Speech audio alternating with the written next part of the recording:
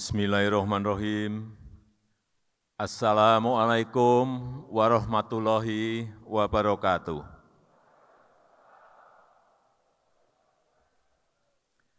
Selamat pagi, salam sejahtera bagi kita semuanya.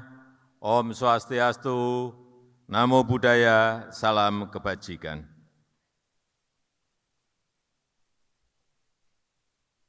Yang saya hormati Wakil Presiden Republik Indonesia ke-6,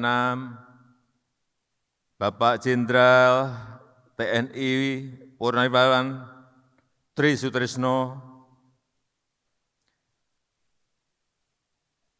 yang saya hormati Ketua PPABRI,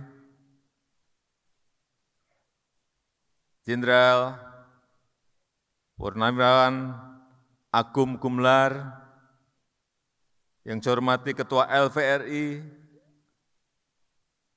Mayor Jenderal Saiful Sulun, yang saya hormati para senior, mantan Panglima TNI, mantan KSAD, yang saya hormati Kepala Staf TNI Angkatan Darat, yang saya hormati Ketua Umum PPAD, Letnan Jenderal TNI Purnawirawan Doni Monardo, para sesepuh, para senior yang tidak bisa saya sebutkan satu persatu, mohon maaf, para peserta Silatnas, dan keluarga besar TNI Angkatan Darat yang saya hormati, para menteri, Kabinet Indonesia Maju, Ketua Kadin, Bapak Ibu sekalian yang saya hormati. Saya tahu pengabdian Bapak Ibu Purnawirawan tidak pernah henti.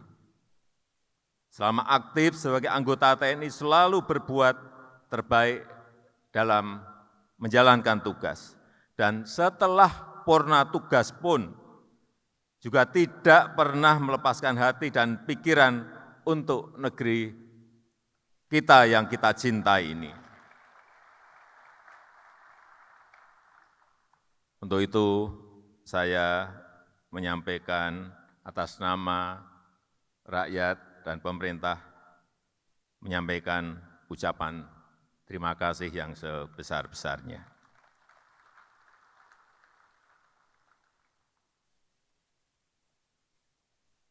Saya mungkin akan berbicara agak berbeda, karena kita tahu sekarang ini memang dunia baru berada pada posisi yang tidak mudah, pada keadaan yang sangat sulit sekali. Saya bertemu dengan Sekretaris Jenderal PBB Antonio Guterres, bertemu dengan lembaga-lembaga internasional, langsung bos-bosnya, bertemu dengan kepala negara G7 baru saja. Saya tanyakan, sebetulnya dunia ini mau kemana? Beliau menyampaikan, Presiden Jokowi, tahun ini kita akan sangat sulit. Tahun ini kita akan sulit. Terus, kemudian seperti apa? Tahun depan akan gelap.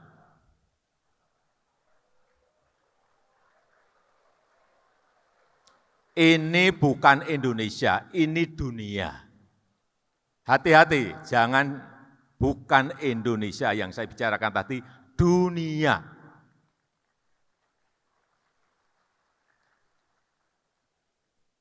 Kita bicara dunia dulu. Yang semua negara sekarang ini berada pada keadaan yang tidak mudah. Dari Sekjen, PBB menyampaikan, dari IMF, dari Bank Dunia menyampaikan bahwa akan ada 60 negara yang akan ambruk ekonominya. Dan sekarang sudah mulai satu persatu. Angkanya adalah 9 terlebih dahulu, kemudian 25, kemudian 42, mereka sudah secara detail mengkalkulasi. Apa yang dikhawatirkan itu betul-betul kita lihat. Dan sekarang ini 320 juta orang di dunia sudah berada pada posisi menderita kelaparan akut. Dan sebagian sudah mulai kelaparan. Ini saya sampaikan apa adanya. Karena memang posisi pertumbuhan ekonomi semuanya bukan hanya turun, tapi anjlok semuanya. Turun semuanya. Singapura, Eropa, Australia, Amerika, semuanya. Pertumbuhan ekonominya turun, tetapi inflasinya naik, harga-harga barang semuanya naik. Inilah kondisi yang sangat, kalau boleh saya sampaikan, dunia sekarang ini sudah pada kondisi yang mengerikan.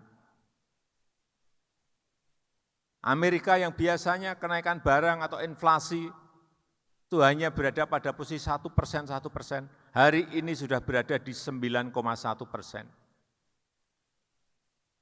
Bensin naik sampai 2 kali lipat, di Eropa juga sama. Coba di negara kita bayangkan, kalau Pertalite naik dari 7.650 harga sekarang ini, kemudian naik menjadi harga yang benar adalah 17.100, demonya berapa bulan?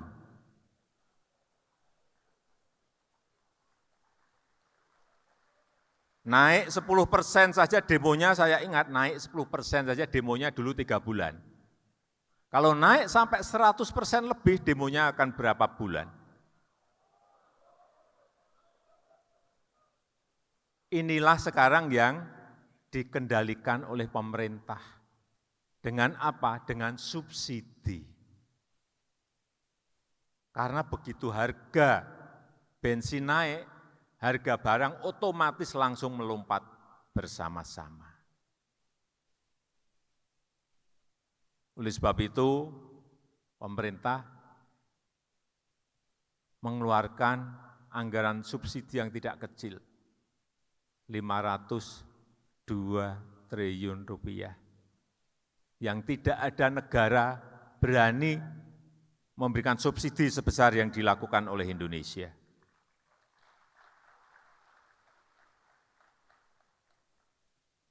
Saya ingin bergeser ke apa yang sudah kita lakukan dalam rangka bersaing dengan negara-negara lain.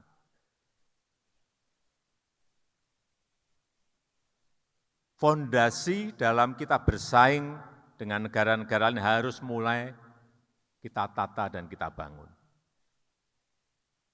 Karena ke depan bukan negara kecil, bukan negara besar mengalahkan negara kecil, bukan. Bukan negara kaya mengalahkan negara miskin, bukan.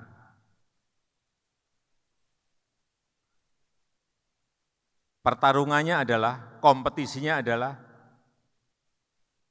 negara cepat itu akan mengalahkan negara yang lambat. Dan untuk cepat itu dibutuhkan fondasi-fondasi. Inilah yang sedang kita kerjakan. 1, infrastruktur. Ini mungkin baru akan terasa nanti 5 tahun atau 10 tahun yang akan datang. Tidak bisa instan kita rasakan sekarang. Tetapi begitu kita berkompetisi dengan negara-negara lain, kalau infrastruktur kita, kalau stok infrastruktur kita baik,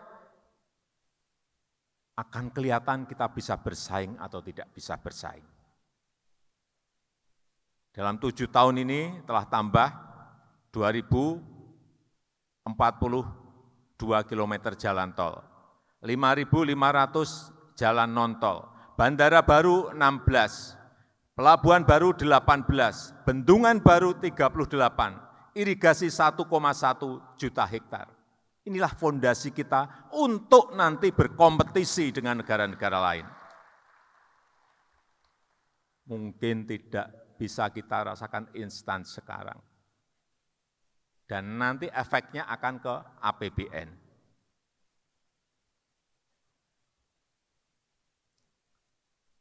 Kemudian yang kedua, yang ini tidak berani kita lakukan dalam kurun waktu yang lama sekali, yaitu hilirisasi, industrialisasi. Kita sejak zaman VOC ekspornya bahan mentah. Bahan mentah, memang itu paling enak. Batu bara, keruk, langsung kirim bahan mentah. Nikel, keruk, kirim bahan mentah. Tembaga, keruk, Freeport, kirim bahan mentah. Bertahun-tahun kita menikmati itu. Dan lupa menyiapkan fondasi industrialisasinya. Saya berikan contoh, nikel. Kita ekspor bertahun-tahun, nilainya saya ingat 2014 itu 1,1 billion US dollar, kira-kira 15-an triliun per tahun ekspor bahan mentah. Begitu kita stop, 2017 stop nikel, ekspor di 2021 mencapai 300 triliun lebih. Dari 15 triliun melompat menjadi 300 triliun. Itu baru satu komoditi. Tapi kita digugat di WTO oleh Uni Eropa. Dibawa ke WTO, digugat. Saya sampaikan kepada mereka, silahkan digugat, akan saya hadapi. Indonesia akan hadapi. Sampai sekarang gugatan itu belum selesai. Karena kita juga mengajukan alasan-alasan yang juga masuk akal. Barang-barang kita sendiri, nikel-nikel kita sendiri. Kenapa Uni Eropa ramai dan menggugat? Karena industri baja mereka menjadi tidak ada yang memasok bahan bakunya. Industrinya beralih ke Indonesia. Apa yang kita dapatkan kalau kita melakukan industrialisasi? Pertama, pajak kepada pemerintah akan melompat. Dari tadi yang 15 triliun, pajaknya hanya dapat berapa? 300 triliun, pajaknya dapat lipat berapa? Lipat 20 kali. Lapangan kerja juga ada di Indonesia, bukan ada di Uni Eropa. Membuka lapangan pekerjaan yang sangat banyak. Inilah yang lama tidak kita pikirkan dan kita tidak berani men-stop.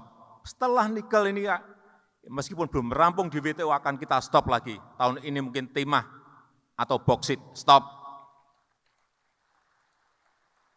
Kerjakan oleh BUMN, bekerja sama dengan swasta. Kalau BUMN sama swasta belum siap teknologinya, ngambil partner, enggak apa-apa. Partner asing untuk transfer teknologi, enggak apa-apa. Kenapa kita alergi?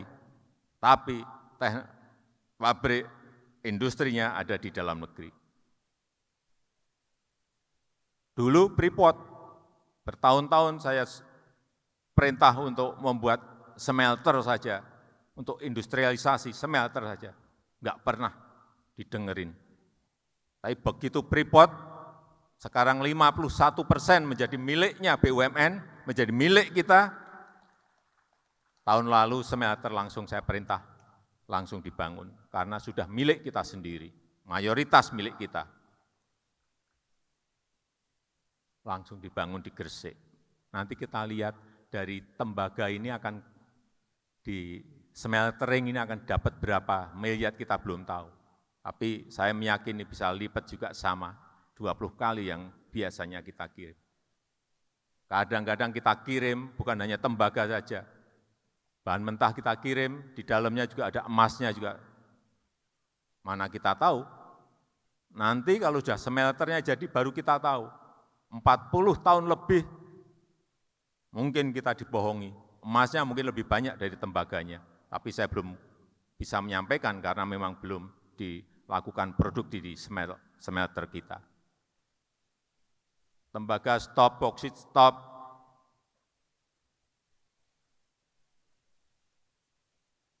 Inilah nanti yang akan berkontribusi kepada pertumbuhan ekonomi kita dan berkontribusi membuka lapangan kerja yang sebanyak-banyaknya. Kemudian yang ketiga, ini yang penting untuk yang kecil-kecil, digitalisasi. Kalau kita mau bersaing yang kecil-kecil, usaha mikro, usaha menengah, mereka harus berani masuk ke yang namanya platform digital.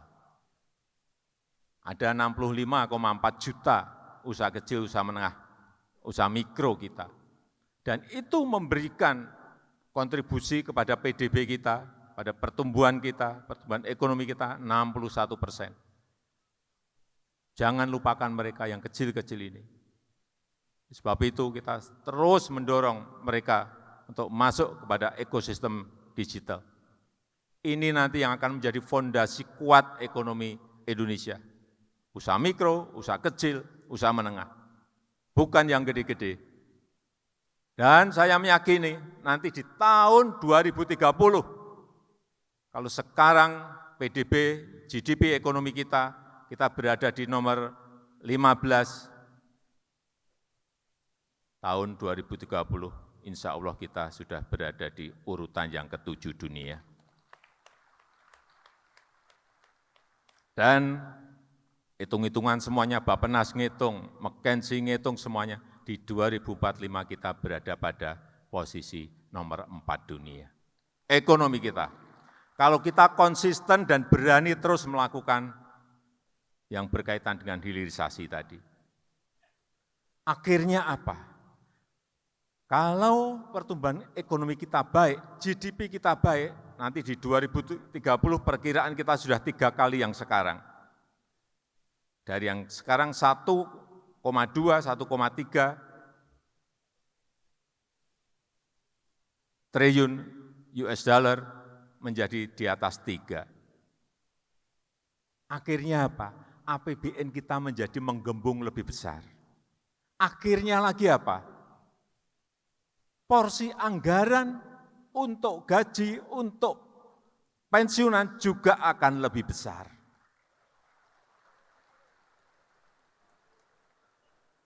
Tapi nunggu tahun 2030. Sebentar, saya sampaikan, tadi guyonan. Saya sampaikan yang disampaikan oleh Pak Doni Monardo tadi. Saya tahu bahwa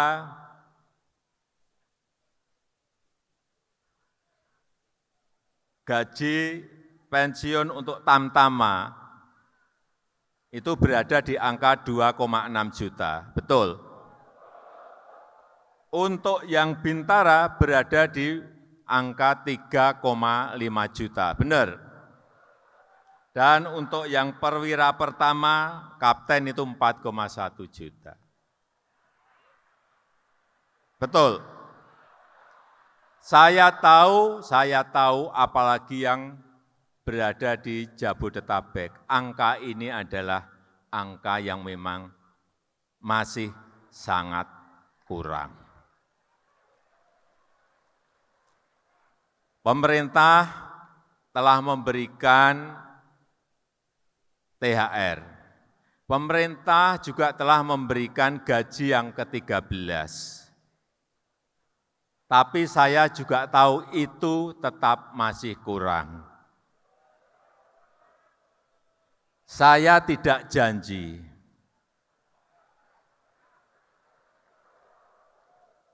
Karena tadi saya sampaikan bahwa APBN kita berada pada posisi yang tidak mudah. Tetapi pulang dari sini saya akan panggil Menteri Keuangan.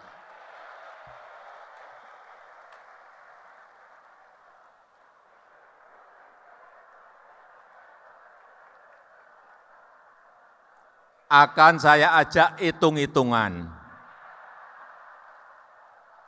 Kalau nanti hitung-hitungannya sudah final, akan saya sampaikan kepada Bapak, Ibu, dan saudara-saudara sekalian.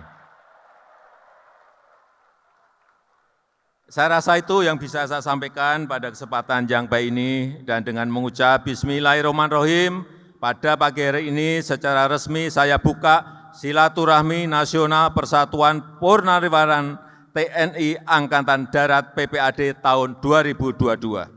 Terima kasih. Wassalamualaikum warahmatullahi wabarakatuh.